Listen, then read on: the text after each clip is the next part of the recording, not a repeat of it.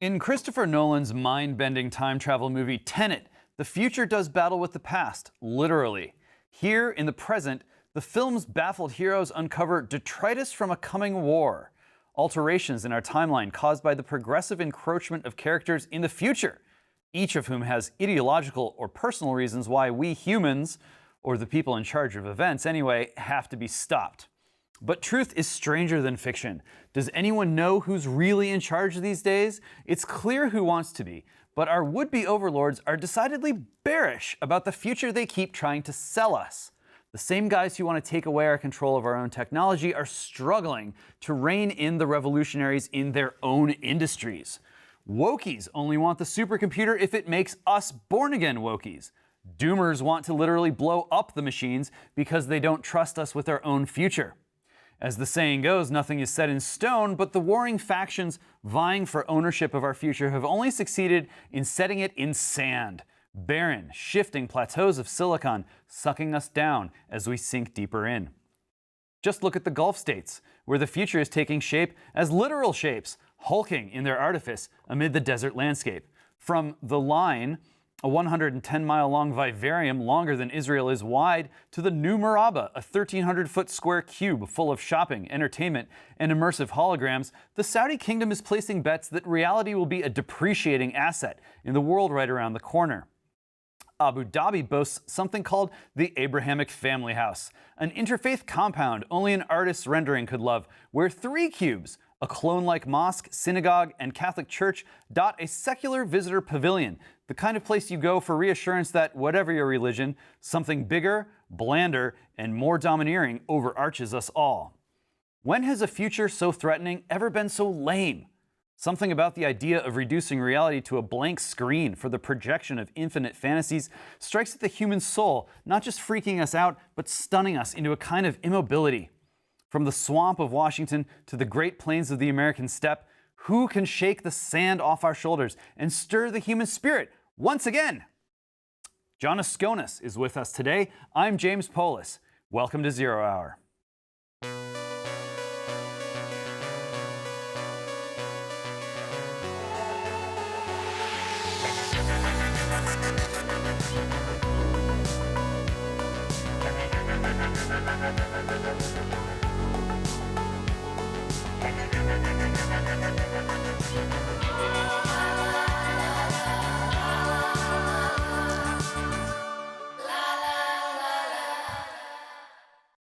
Here today is indeed Jon Askonas, Assistant Professor of Politics at the Catholic University of America, and currently working on 2 books. A Muse of Fire, Why the U.S. Military Forgets What It Learns in War, that's the first, and the second, The Shot in the Dark, a history of the U.S. Army Asymmetric Warfare Group. His writing has appeared in Foreign Policy, American Affairs, The New Atlantis, Fair Forward, and many, many more. Welcome, Jon Askonas. How are you? Thanks for having me, James. Absolutely. Taking a shot in the dark. Absolutely, aren't we all? 2 books at once. Is that legal? It's definitely ill-advised, but okay. I'm working on it. Which They're one both first? Which one first? Yeah. It depends on the editing and the contracts, the negotiations with publishers. But yeah. Okay. So you got 2 books going. You got the academic thing going. Yep. You got some other projects too. Too many. Yeah. Well, we have a lot of people are determined to bring artificial intelligence to bear on the lamest future imaginable, and somebody's got to stop them. So I'm working with some folks. I'm a senior fellow at the Foundation for American Innovation. I'm working with some friends to start an advocacy group called the Alliance for the Future, which is about the amazing things that artificial intelligence can do for us if only we'll let it.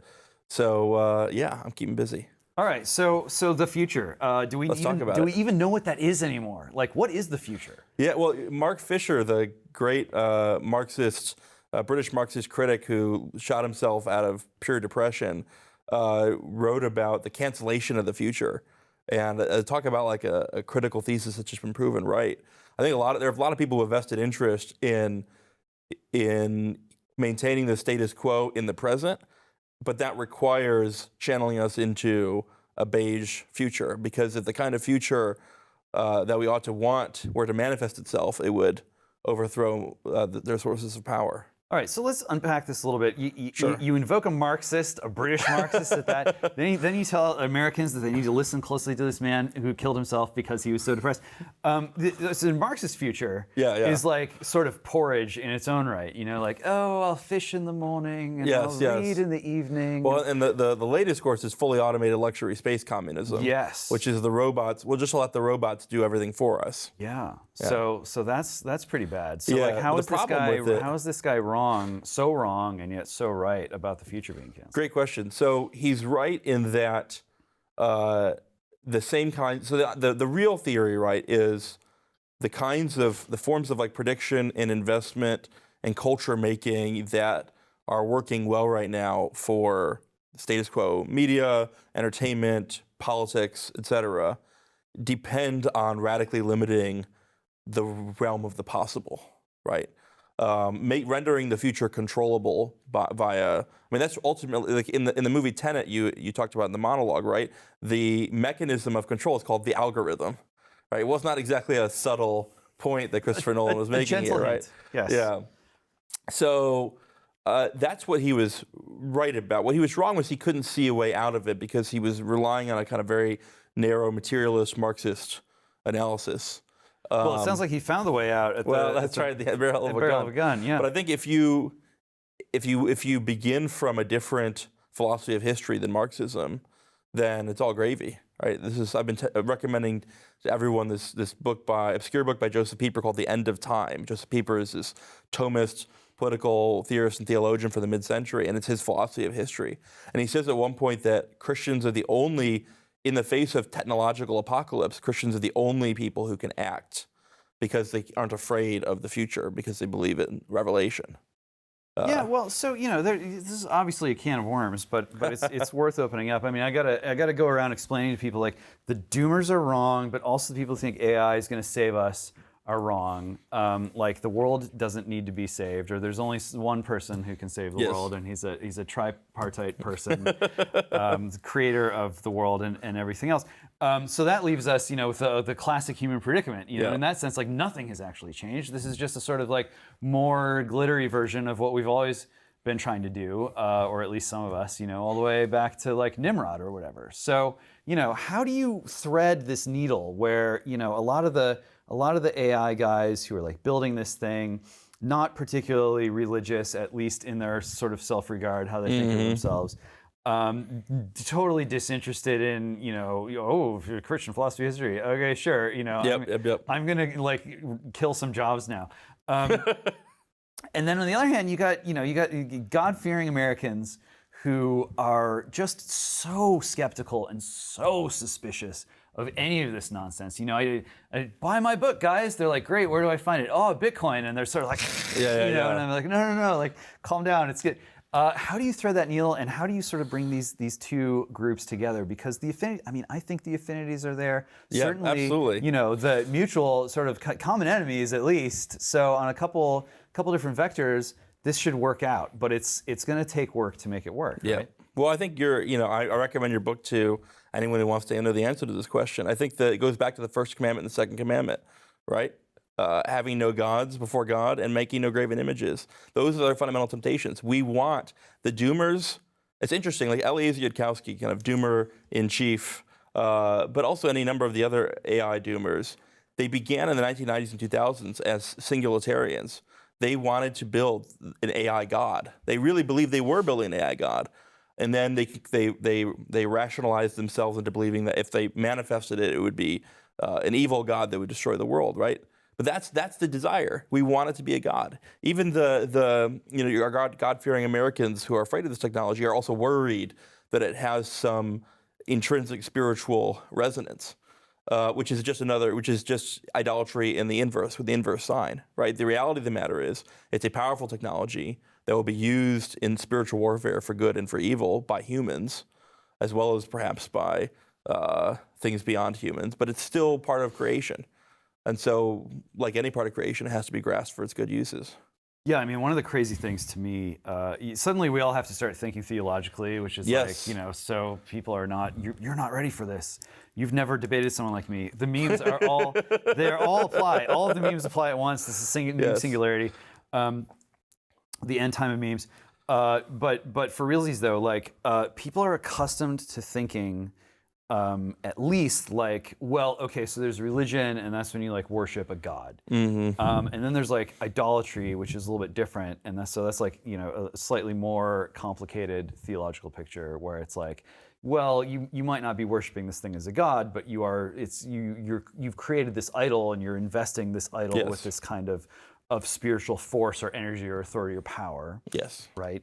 Then you can go to like the third level, and the level of like, well, there are other gods to be worshipped other than a god that you think is like the happy god that makes everything good, is the good god that's going to take care of you. They're also like evil gods. Yes. And what we're really not used to in the West in the current year is like, oh yes, it has been the case in the past when peoples have worshipped gods that they were afraid of, gods that they were trying to propitiate, like gods like, please don't kill me, don't eat my children, don't kidnap my whatever. And some of those gods are more like demons, or maybe were demons, depending on who you talk to. And so why am I mentioning all this? Not just for its own sake, but because one of the things that really sort of bums me out the most about this whole experience that we're going through is people who look at technology not just as a god, not even just as a good god, but as an evil god. Yep. And look at technology as an evil god and point to it, and they say, well, Christianity has to be wrong because this is an evil god. And there's no evil god in the Christian, like Satan is not a god. He's just this like the ape of God. Yep. And so like it almost feels to me like it's even harder to convince people, because I get this out of the right sometimes. It's harder to convince people that not only is technology not a god, not a good god, but it isn't an evil god either. Yes. There cannot be such a thing. That's right. Well, I mean, you're exactly right. I think it's interesting, right? The people who wanted to build an AI god, the god they had in mind was the god of the deists, right? Some kind of vague, the clockmaker, alien, but ultimately beneficial clockmaker god. And so like monkey's claw open, like we're gonna build these, we're gonna make these systems, and it's gonna be this whole spectrum. You're gonna get the whole spectrum of idols and the whole pantheon, right? But I think that this is one of the things that Christian orthodoxy has going for it, right? Is like Christianity does not deny the existence of other spiritual forces besides humans and God. It just proclaims that Christ has reign over all of it. The bodiless powers, as they're known. Yeah, that's right. Yeah, the principalities and the powers. They're back in a big way. And they're very pissed off. Yeah, they're very pissed off. Yeah, and what's funny is you can actually see this in the language we use to talk about digital devices, right? Like the expression used for the agents on mail servers is literally demons, right? Like mailer daemon. You've probably got an email from some daemons in your inbox right now. That's right. We as soon as we had the chance to make these disembodied agents, we immediately resorted to the language of angels and demons, principalities and powers. I don't think that's an accident. Yeah, well, until about, 10, 15 years ago, all of the humans who have ever lived associated the capabilities of our current technology with angels and demons only. Absolutely. Nothing else could how many of them can dance on the head of a pin, or fly through your body, or possess you, or communicate with each other, speak many languages? Yes. You needed classic, demon powers. Yeah. And now, is it a god we're building, really? One of my favorite parts of one of my favorite films is right at the top of George Romero's remake of his own film, the colorized 1990 Night of the Living Dead, in color, not colorized. Yeah. And I don't know if you're a fan of. I've only seen a little bit of Romero. The Zombie Lord. So of course. It starts out, as does the original, with brother and sister going to visit their father's grave. And they drive up to the cemetery, and it's already atmospheric and very eerie. The only car in the cemetery. And Barbara is the daughter, and you forget the name of her brother because he's not long for this world. And so they're pulling in. She's like, "Oh, this is creepy. Why do we do this? Like, I don't even care." She just Dad's dead. She wants him to stay dead. Doesn't want anything to do with it. And so you think that maybe the brother is like the familial piety and pain, but no, he's actually sort of the goofball, and he's maybe even doing this just to like get her goat and to upset her. So he's getting out of the car, and he sort of looks over the top and he goes, "They're coming," and she's like, "Oh, stop it, you're terrible." And he's like, "They're coming, Barbara. They're very horny. They've been dead for a long time." And you can laugh, but if you do take demons seriously, like many of these sort of lesser sort of monsters have been dead for a long time. They were sort of hammered back into their box, and now the lid on the box has been ripped open. And it's not just your inbox, it's not just OnlyFans, it's everything. Marshall McLuhan, not the only one to say like the devil is a master electrician. And, absolutely, the prince of the power of the air. It's different today. It does hit different. It hits real different. And so so again, like what do people need to understand about the relationship between the future and our freedom, our free will? Yes. In the context of like a real vibrant and diverse demonic presence in our lives. That's sort of the question, isn't it? I mean, I think it starts from realizing kind of what time it is. It's sort of funny. There's this debate going on about post-liberalism, and what's funny is like at least on the conservative side, there's the assumption that like post-liberalism is an ideology as opposed to a time period. Like, isn't it obvious that we're all post-liberals? Like, liberalism was the world that the printing press built. It was the world where ideas could sort of sit coldly on the page, and you could be disinterestedly analyzed and discussed and debated. And we've left that era of history is now firmly in dustbin, right? Yeah. So, I think the most important thing McLuhan said, that the things Christians needed to understand technology were prayer and attention.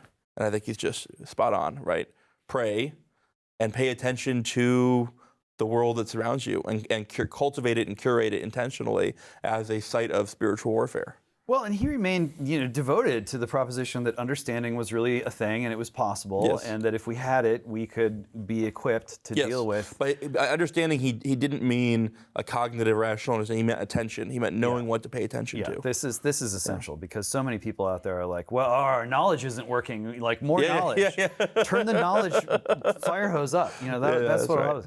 I mean, you're talking about post-liberalism. There's probably nothing worse than an anti-intellectual intellectual, but I will take that cross upon myself for this segment. And I don't know, I get the feeling that like a lot of these guys in the post-liberal discourse space are interested in it primarily because it gives them something to say, something to talk about, something to like, and it's not journalism that needs to be saved, it's something else. And I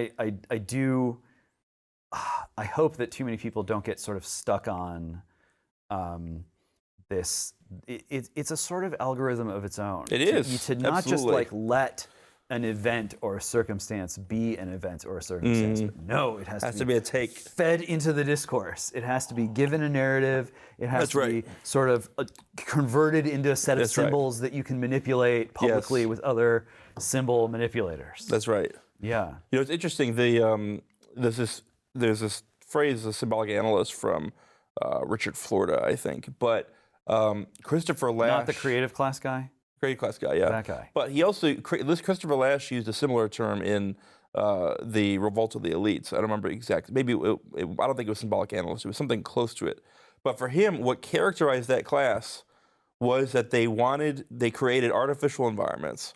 And the genius of the idea was to manipulate the world through the lens of symbols. So like we don't have bankers with real ties to communities anymore. We use massive algorithms, and we adjust interest rates and credit scores and allow that sort of filter down cybernetically to affect reality, right? So I think that there's a certain kind of, as an intellectual, there's this temptation to try to change the real world through the discourse. And I just think we need at least as many people who are just trying to build something rather than trying to talk about building something or talking about it. Right, and we'll talk about build what in a second. That's but, right.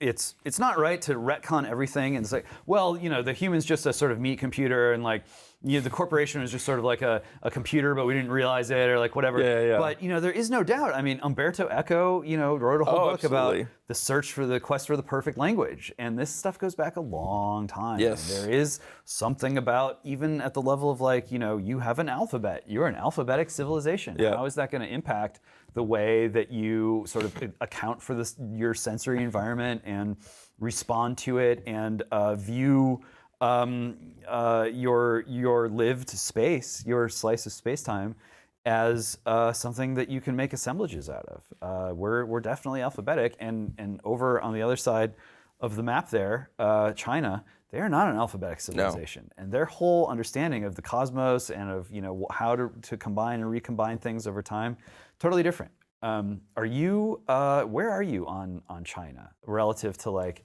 if AI is not the problem?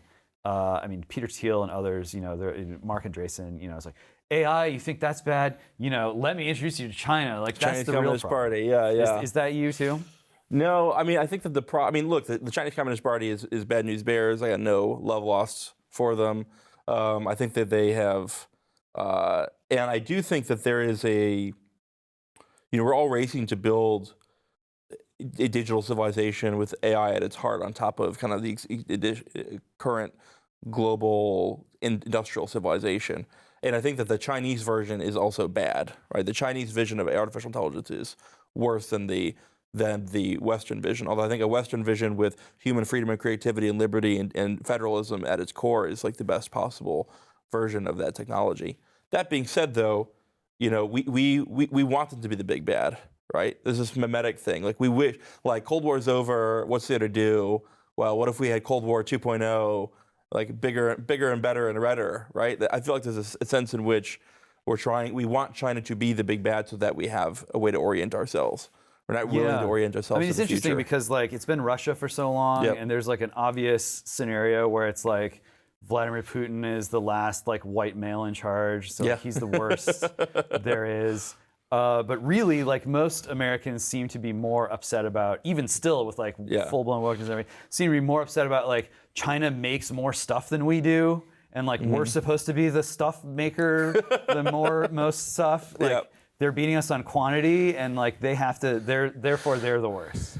Yeah. Well, I mean, look, I think a lot of it's about jobs, right? I mean, part's about jobs, lots about fentanyl. Like, they're trying to run the opium wars in reverse, exporting massive amounts of industrial fentanyl to the West, especially the United States. Like, and it's working. And it's working. Yeah. So I think that there's plenty of things to oppose the Chinese about in the realm of kind of policy and geopolitics. Let me put it this way. They are Mitt Romney in 2012 got in trouble for saying that Russia was our number one geopolitical foe. And that's conveniently been memory hold because it didn't make, you want to look at Obama's Russia policy. It didn't take that into account. I think we can say that China is a geopolitical foe, but it can't be the metaphysical, mimetic be-all and end-all that some of our elites want it to be. What do you make of, because there are some Chinese out there who are writing in English or being translated into English, who are like, people should listen to what they're saying, even if they don't agree. And one of the, I think, stronger arguments, I will disagree with this argument, but not in ways that are sort of captured by the point they're trying to make. Yeah. Which is, well, the reason why you guys, the West, are having these kinds of problems is because of the dualism at the heart of your ancient civilization worldview. So you go back to the Greeks and you spirit and body, and these are two different things. And they want to tell this story about how, well, in China, everything's always been much better. We never had that problem. We understand that, like, the individual isn't this sort of atom, and we're all part of this kind of soup, and it's all about harmonious relationship with the elements of the, and the heaven and earth and whatever. On its face, like an interesting set of claims. How do you, it fits in, perhaps in a surprising way, but maybe not, with all these other kinds of more contemporary claims, right? So like, oh, well, here in China, like men can still be men. And like here in China, like competence is still a thing. And like here in China, yeah, maybe your goods that say made on China suck, but that's because we send you the sucky ones. And like our stuff is awesome. Look at our cities. The future's here already, and it's China. How do you respond? Well, I think they're right that the future's here, but I think you want to be careful what you wish for. I mean, the thing to borrow a little bit from our friends at the Center for the Study of Digital Life, put a shout out to those guys. There's alphabetic civilizations, right? There's ideographic civilizations, and then there's digital civilizations. Digital code is a language that's neither alphabetical or ideographic, right? It's its own kind of language, and it's invading from the future, right? The kind of future that becomes possible to build draws resources to itself as in the form of the kind of the lure of the tractor beam of value and wealth and prosperity and power for people who can master it, to get people in the present to swear allegiance to it, as it were. So you look what's happening in China and in the United States. Both countries are in their own civilizational mode, working to build a future that replaces spiritual goods built on top of traditions and custom and culture with cybernetic systems that ape those civilizations, right? So the monism that the Chinese Communist Party is trying to build is not the monism of Confucius and Mencius, right? It's the monism of the social credit score as the cybernetic arbiter of harmony, right? The Bing-chilling thought. What's that? Bing-chilling thought. That's right. So, and we're doing the same in our semi-dualist Western mode. So I think it's sort of like, yes, the future is here, but is it the future you want to live in? Yeah, so if it really is like a clash of two different kinds of communisms, that poses, I mean, look, I am glad that it is not my job to like put together America's grand strategy right now, because times are bad. Like, yes, there's some indicators. There's like, oh, most people in the world still think positively of the U.S. Like, oh, well, we can still project power better than the other leading brand, and like, the fundamentals are good. Like, we still have two oceans, and immigrants want to come here or whatever. But there's bad stuff too. Sure. And you look at just the way things have gone down in Ukraine, and sure, there are people. There's always a contrarian to be like, actually, it's good news because Europe is more of our puppet than ever, and like that's good for America, and it's good for transatlantic relationship. And it's like, yeah, I mean, you can spin these things in this way, but the fundamentals are not particularly sound, I don't think. When you look at what's happening to the dollar, the petrodollar, the reserve currency, what's happening to Five Eyes, it's getting sort of chipped away by China, but it's also like rotting away from within. You look at Canada, you look at the UK, like this is not what the West was supposed to be at any point in time. I mean, even Jeremy Bentham would be like, I don't know, guys, things are getting a little weird, right? How much trouble is the West in right now, do you think? Well, I think there's it's worse than, it's not just the West, right? It's the world that's in trouble. Obviously, the West is in some ways leading the charge. I think one of the dangers of being an empire is that it's always easier to look at the threats outside than Wait a to minute, deal with the problem we're a inside. sacred democracy. Yeah, sorry. The problem with being a sacred democracy, a liberal international order, is it's easier to look at the threats outside than to deal with the problems inside, right? And I think that's the danger that we're in right now. Is any objective analysis should convey that. Now, obviously, you can't. These things are blurry, especially in an era of globalization, global supply chains, inside and outside. But in terms of like, is the problem a threat out there, or a degradation or a decadence in here? Like, I think it's quite clear that the threats from inside, as it were, are bigger than the threats from outside. What I like about this analysis is it gives you a way of like approaching the whole question of wokeness without kind of doing the clash of ideologies dance that is usually the framework. No doubt, this is an era of nation building at home around the world. It is. And if you look at the hand that America has to play, you start to see like, okay, this isn't just like the psychos are back and they're taking over and we have to stop them. I mean, that may be part of what's going on. That may be necessary to understanding what's going on, but definitely not sufficient. How else do you do nation building at home in America 2020? 23, or even the America of 2019. I mean, sure, you could try to like, gosh darn it, founding fathers, Abraham Lincoln, tell the story, New Frontier, but there's a reason why that hasn't taken hold. Well, I think that here's a hot take for folks at home. I think the key to answer the question is turning it inside out and realizing that America's never been a nation in that sense. Like, I think we're a republic. Which is all about free association, upholding a familiar commerce with each other. It's about having states and communities and places where we can live out our most cherished values. It's a vibe more than a nation. And so to the extent that I think nation building at home is the problem, right? Is trying to simply impose one ideology from the center. And of course, we're already such a diverse and plural nation that the only ideologies that our elite can fathom are ones that are sort of universalist, that are algorithmically modifiable, programmatically accessible to everyone and everywhere, right? This idea of the universal American. And I think that's NGMI, not going to make it, as the kids say. So I think what we do is we just stop trying to do that, right? Help create the conditions for a familiar commerce, for thriving businesses, thriving communities, thriving families, and let the values, as it were, trickle up from there. Well, it becomes really important that things be embodied in that kind of framework, because it's true that, like, the big rival to woke nation building at home is, no, America's not a nation. It's an idea, just like Antifa, just like Joe Biden said. America's an idea, just like Antifa. And so, what is the idea? And well, the idea is become Zeus. Have the power to destroy the world, beat everyone else to the ultimate forms of technology, and use that as a god of justice that throws down the thunderbolts wherever they need to be thrown.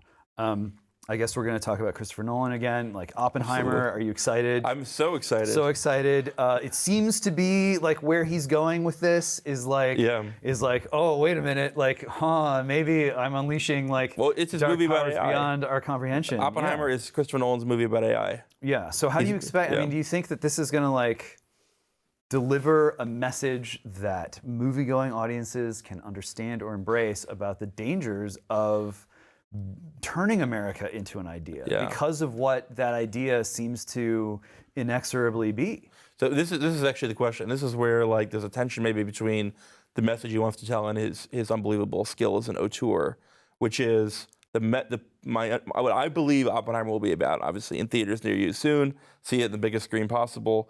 Is an atomic bomb-sized screen. See it there. See it there. Obviously, there is unbelievable power this technology unleashes, but the belief that it is beyond human control is an op, for lack of a better word. Like, it's a way of avoiding responsibility for the humans that actually do control the technology. The challenge is the spectacle is so great that it's easy to buy into that mythic, godlike status for the underlying technology. So you talk about the people who are in control of the technology. Mm-hmm. Easy to go into a very, very dark place, a very sad place, sort of pondering. I mean, it's evil people can and will be found at every level of society, from the bottom to the tippy top. So wouldn't be surprised to find them at the very top. But it's probably not all of them. Although, there are questions about who's at the top of the top of the top of the top. I mean, this is just, this is out of Keynes, like Keynesian beauty contest is a real beauty contest. He's trying to describe macroeconomic, I think equities markets or something. He's like, well, basically, the job of the economist is to make bets, correctly guess who would win the beauty contest, and the beauty contest is the market. And then he says, but of course, then there's this other contest where it's people who are trying to correctly guess what the people who are trying to correctly guess who the winner of the beauty contest are guessing. And he says, I even know people who go to the 4th or 5th levels, and this is like departing the realm of economics and going into the land of like soothsaying and like alchemy and like summoning, right? And so there are these questions about who controls the technology. But what I want to ask is, how do we restore some of the technological control to ordinary people. Yes.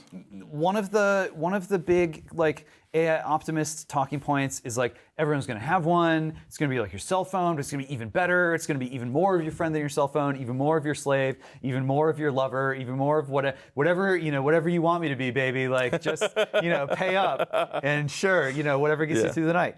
But does that really like give people more control over the technology, or does it really just kind of create this simulation of having control, when in fact, the dragons are still in the dragon's lair, the servers are still underground, like the people in the magic hot air balloon are still like floating above. That's the set next door for those sort of watching at home.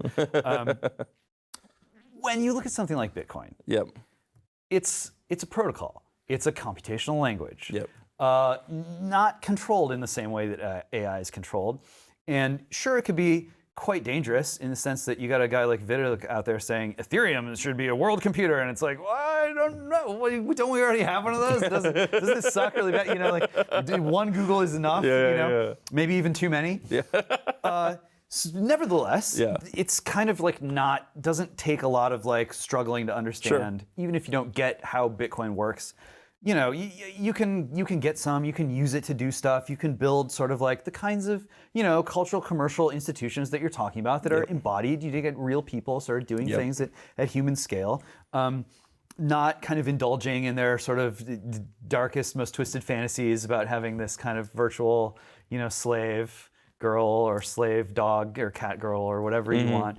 Bitcoin's probably not going to like become a substitute for like a parent or something, where it's like, oh, the sad orphan, needs to feel love and the AI will provide it for them. It's a different like use case. It's a different kind of model. It can become too powerful. It can become abused, just like any tool. You're putting more effort into the AI side of things right now than the Bitcoin side of things.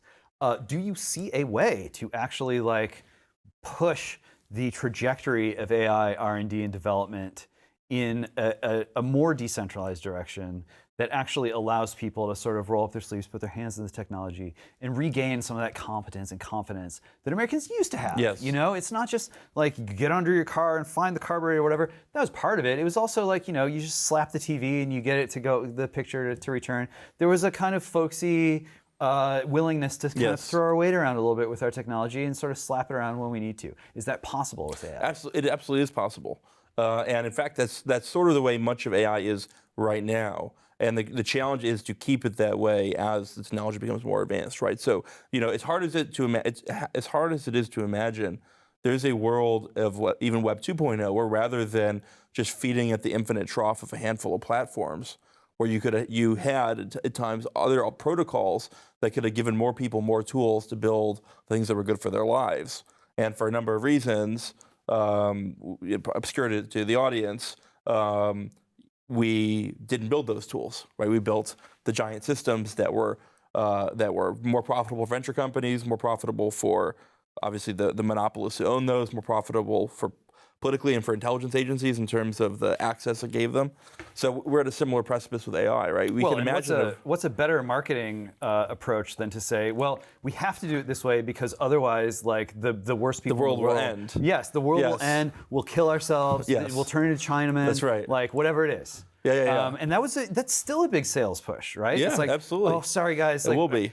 Maybe in the best of all possible worlds, we wouldn't have had Five Eyes. We wouldn't have had like a strategic AI initiative. We wouldn't have to just suck up all your information and create a mirror of you in like a netherworld, and then like the way that we govern the netherworld is then just we're going to port that back over to this is like some Twin Peaks shit that we're talking about. Yeah. This is some Black Mirror stuff. So let's just not do that. How do you like crack because the geopolitical situation is bad, and there are like push comes to shove. Would you rather live in like in America? It's like, well, there are trannies everywhere now, but at least there's not Chinese, like these are some tough choices that people are going to have to make, and I can see them wrestling. Like, oh well, Caitlyn Jenner, she stands for free markets. You can see like the tears behind the mask. Is there a way of just like beating that narrative or changing it somehow, where it's like we do not have to like really part ourselves out as Americans in order to build this kind of Voltron that supposedly will save us? I mean, it's a good question. I think it's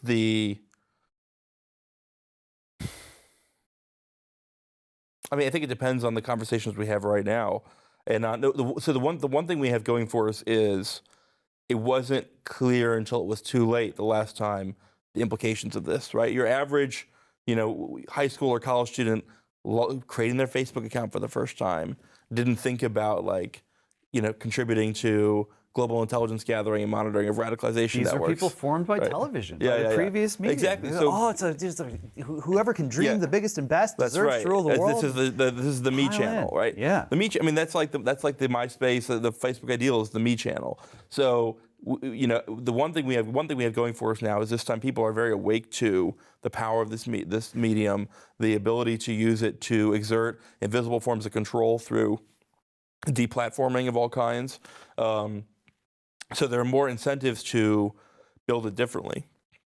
But the question is, will we be allowed to? And that's what Alliance for the Future is trying to do, is advocate for a world where this technology is boring, for lack of a better word. Like it should not be so tightly controlled as to offer the kinds of power that would make it exciting, right? There should be a technology that is freely available for Americans to integrate into their lives, into their businesses in ways that are flourishing and life-giving. A friend of mine says that we're like worshiping lamps, and I go, oh, they're wires and electricity and stuff comes out of them.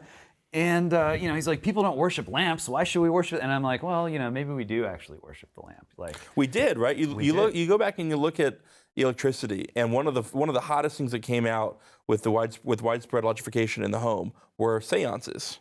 Right? We don't think of the seances as a time, but absolutely, like you didn't really have seances until. Yeah, it was electricity.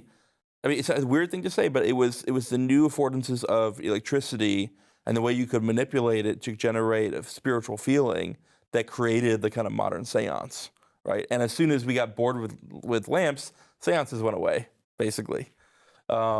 So this is the human stories. Whenever we've got a shiny new thing, it's like, oh, it must be a god or a devil. We had to move on to psychedelic drugs in order to reconnect with the occult. That's absolutely. And now we're building portals to alternative dimensions. What could go wrong? What could possibly go? So it's the doomers who are going to bring the doom. That's how it always is. The meme. Yeah. It really is. And yet, right? And yet, like, who's dominating the discourse? Who's slapping around the intellectuals? Who's like sowing the seeds of their agenda? And it is, there's wokies who want a woke supercomputer because ultimately that's what they need. Otherwise, they'll, a mere human brain is not capable of properly understanding the nano-aggressions. And the true justice requires these instantaneous universal modifications at all times. And so we need to build, we need to build a woke God, and that is going to be the machine God. And then you got the doomers who, we already addressed them. Their memes are very powerful. And God bless them, our public officials seem to have been put in place almost perversely because of how susceptible they are to both of these kinds of memes.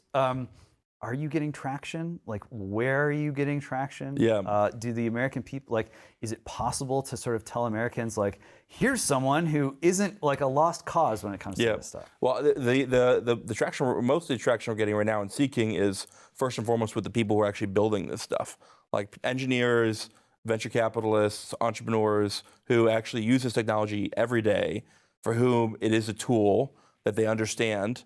And they, are sick of it being portrayed as an evil god, as it were, by the doomers or whatever. So there's a lot of traction we're seeing there. People who actually want to build a future.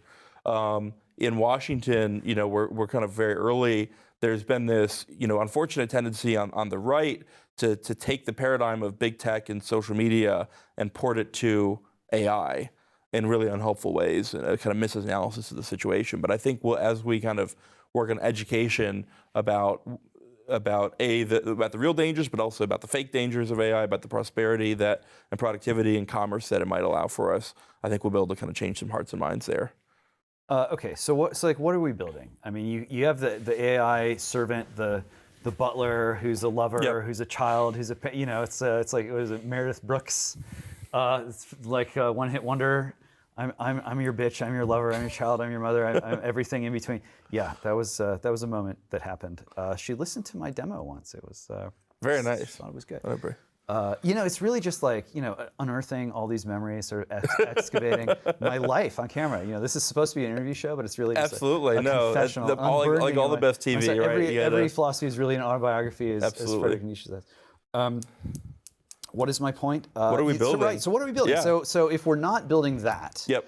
if we're not building the AI that the doomers are afraid of, Yep. are we building something else that Well, we maybe don't. AI they is wouldn't be artificial afraid of? intelligence is a tool. It's a technique, right? It's not an agent, right? Or it's a way of making agent-like things. So, for instance, one of the things I'm most excited about is so much of one of the things we did in response to the atomic bomb, among other things, to industrial civilization, is we created a whole regulatory apparatus which imposes.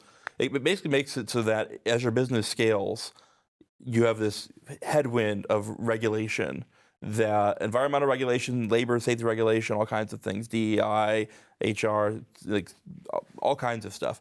All that stuff is completely brainless, and so it's perfect for an AI to do.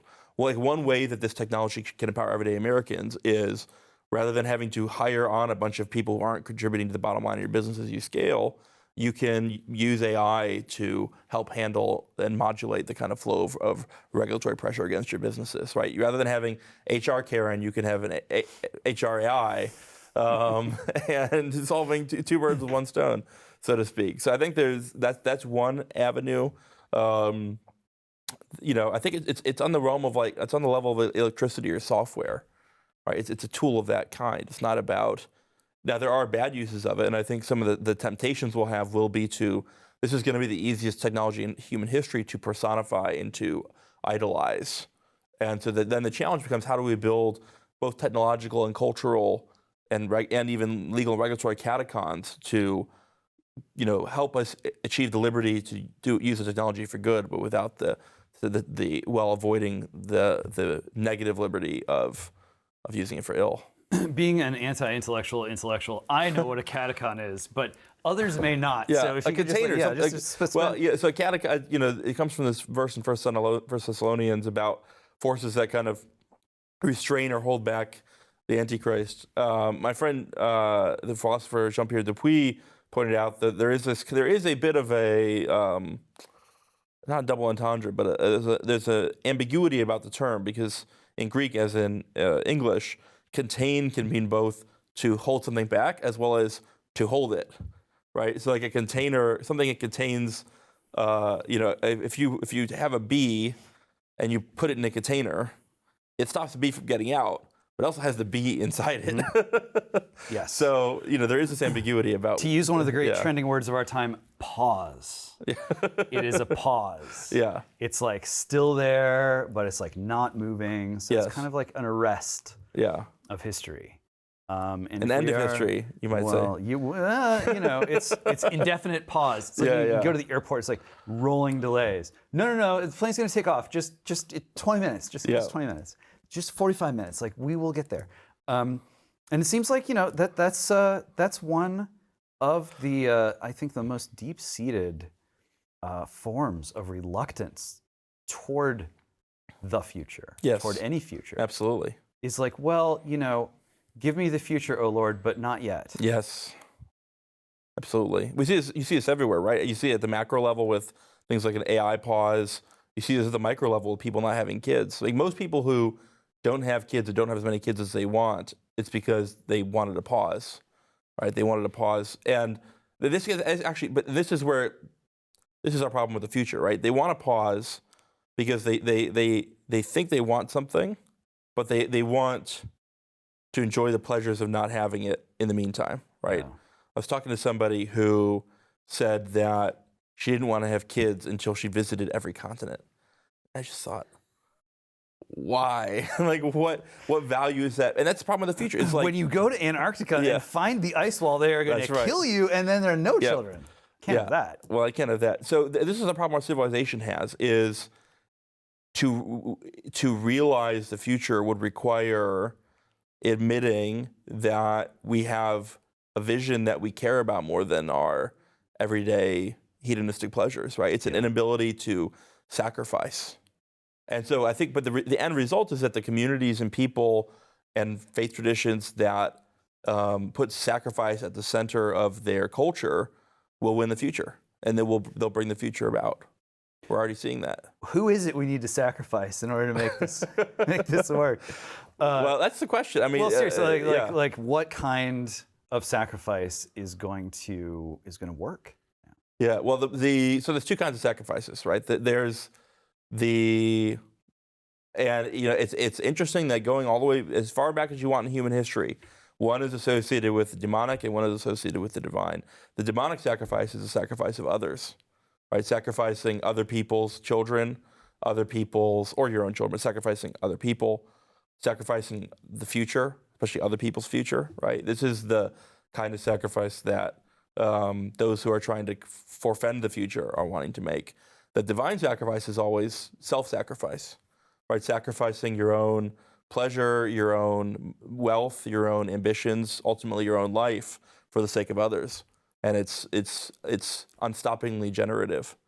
And there are communities and people and faiths and political communities that are willing to do that, and the future belongs to them. Man, that is a powerful note to end on. But we're not going to end there because I still have more questions for you. We've talked about the apocalypse a little bit, and I think we should probably talk about it a little bit more because even the people who are like, I'm not worried about the human race being wiped out, whether by bad weather or bad bots or an evil god.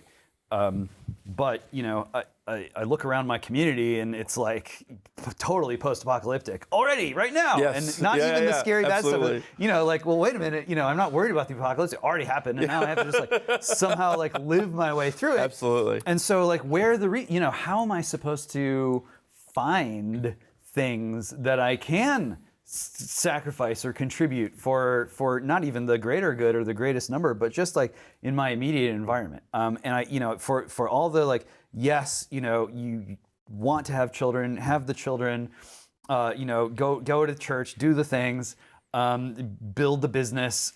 Yes to all those things. But at the same time, there really are a lot of people who are just exhausted. Yeah. Another buzzword of our time. Absolutely. And you go back to some of the great nihilist philosophers. You go back to Zapf or whoever, Sacrament of the Last Messiah. Do not multiply. Be silent.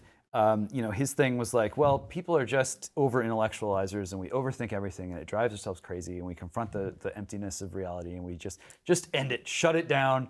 Humanity's been tried. It was not very satisfying. Be done with it. But there are other more sort of homespun, less intellectual versions of this too. And in the West, not a lot of monasteries. You can go back and blame Henry VIII or whoever you want. But it does seem like there's a growing demand for people who are look, I just, I agree, but I just don't want to be a part of the world anymore. Stop the world. I want to get off. I don't want to have children. I want to go away into Elon Musk even was well, I now live in a tech monastery. And, there's this impulse that it is growing.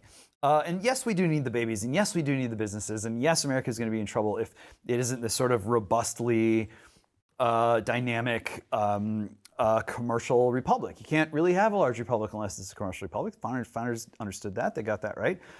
So how do we strike this balance where it's a lot of people are basically just asking for permission to tap out? Not in a way where they just kill themselves, although if push comes to shove, they might be inclined to just you can't stop me from checking out, I'm checking out, at my own risk.